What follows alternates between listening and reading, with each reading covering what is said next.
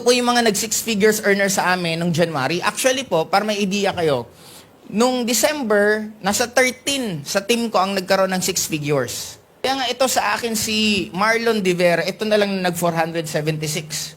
Ito yung naglabas ng sports car sa akin right now. Si Marlon po, 3 years pa lang po yan nagde-network. Sa 3 years na yan, kumita po yung buong pamilya niya, siya, asawa niya, anak niya, nang umabot po sila ng nasa 9 million pesos. Sino ang susunod na generation na top earner ng AIM Global? Sino yon? Paano pag sinabi nilang hindi, ikaw yon? Anong sasabihin mo? Paano pag nawawalan ka ng tiwala sa sarili mo? Anong sasabihin mo? Paano pag gustong-gusto mo na mag-quit? Anong sasabihin mo sa sarili mo? Kaibigan, classmate, lagi ko lang sinasabi, ang mundo, hindi naman lang ito sa pagalingan lang kung sino ka. Isa lang sure ko, ang mundong to, pagalingan lang to kung paano ka naniniwala sa sarili mo na kung nagagawa nga ng iba, bakit hindi mo kayang gawin?